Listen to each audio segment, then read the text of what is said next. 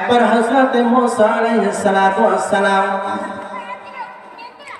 কবরের পাশ দিয়ে যাচ্ছিলেন। যাওয়ার সময় কবরের মধ্যে দেখলেন একটা কবরের মধ্যে ধাউ ধাউ করে আগুন জ্বলতেছিল। মুসা আলাইহিস সালাম যখন দেখলেন বাকি কবরগুলোর মধ্যে নূর চমকাইতেছে, কিন্তু একটা কবরের মধ্যে ধাউ ধাউ করে আগুন জ্বলতেছিল, মনে মনে বলতে লাগলো, আরে ওই লোকটা যেন খেয়ে তার কবরের মধ্যে দাউ দাউ করে আগুন জ্বলতেছে, অবশ্যই মনে হয়েছে কোনো গুনার কাজে লিপ্ত ছিল, এই জন্যে তার কবরের মধ্যে আগুন জ্বলতেছে। এই কথা বলিয়া মুসা আলাইহিস সালাম তার গন্তব্যের দিকে রওনা হয়ে গেলেন। যাওয়ার পর তার গন্তব্যের কাজ শেষ করিয়া, যে কাজে গিয়েছিল তার কাজ শেষ করিয়া আবার কবরের পাশ দিয়ে রওনা হয়ে গেলেন। আবার যখন আসতে লাগলেন তখন দেখলেন ওই কবরের মধ্যে কোনো আর আগুন নাই। যাওয়ার সময় দেখে গেল ওই কবরের মধ্যে দাউ দাউ করে আগুন জ্বলতেছে, কিন্তু এখন তো কোনো আগুন নাই। হযরত মুসা আলাইহিস সালামকে যত নবীগণ আছেন সকল নবীকে এই চক্ষু দিয়েছেন, তারা কবরের মধ্যে কি হচ্ছে না হচ্ছে সবগুলো তারা দেখেন, কিন্তু কোনো মানুষকে আল্লাহ তাআলা এই ক্ষমতা দেয় নাই। কবরের মধ্যে কি হচ্ছে না হচ্ছে কোনো মানুষকে আল্লাহ তাআলা এই ক্ষমতা দেয় নাই। যদি কোনো মানুষকে ক্ষমতা দিত, তারা সঠিকভাবে সংসার করতে পারতো না, তারা খামারে কাজ করতে পারতো না, তারা ঘুমাইতে পারতো না, কোনো আরাম আয়েশ করতে পারতো না। এই জন্যই আল্লাহ তাআলা কোনো মানুষকে এই ক্ষমতা দেয় নাই। আল্লাহ তাআলা নবীগণকে এই ক্ষমতা দিয়েছে। হযরত মুসা আলাইহিস সালাম ওই কবরের লোকটাকে ডাক দেয়া বলে, আরে ভাই, যাওয়ার সময় দেখলাম তোমার কবরের মধ্যে আগুন জ্বলতেছে, এখন কেন আগুন নাই? ওই লোকটা বলে, হে কালিমুল্লাহ, তুমি যে দেখে গেছিলে আমার কবরের মধ্যে আগুন জ্বলতেছিল, দুনিয়ার মধ্যে এমন কোন হারাম কাজ নাই যে আমার দ্বারা তো হয় নাই।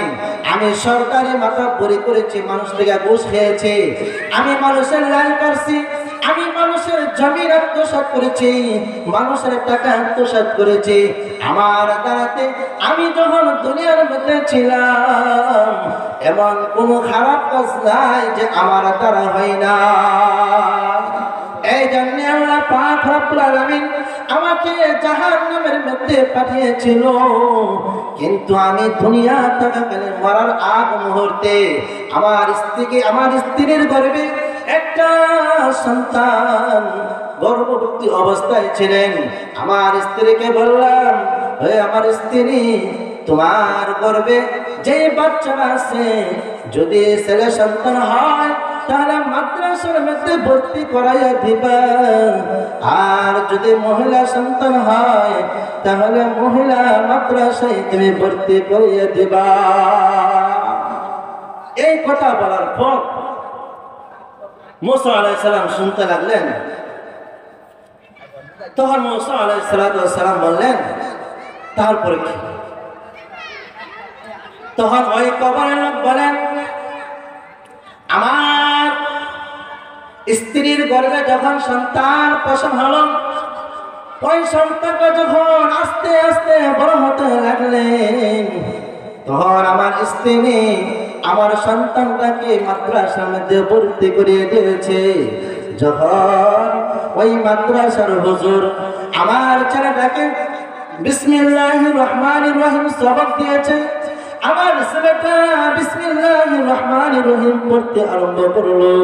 আল্লাহ তাআলা ফেরেশতাদেরকে ডাক দিয়ে বলেন, হে ফেরেশতা, তোমরা যাকে আযাব দিয়েছো, যাকে তোমরা জাহান্নামে নিক্ষেপ করেছো, তার সন্তান চা দেখো দুনিয়ার মধ্যে মাদ্রাসায় ভর্তি হয়েছে, আমার নামে সূরা খেলাতে করতেছে, আমার আর সহ্য হয় না।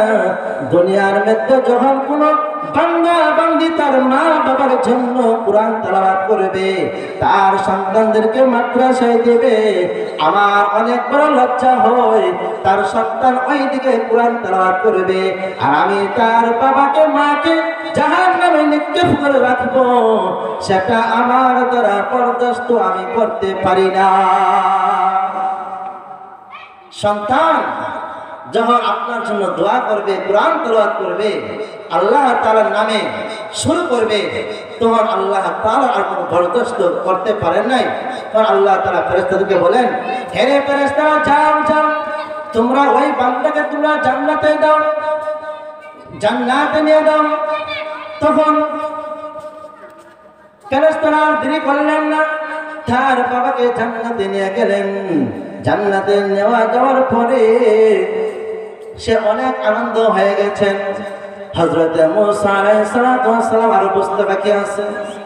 এই জন্য আমাদের বোঝা দরকার যে আমরা এই এলাকার মধ্যে দুইটি মাদ্রাসা আছে।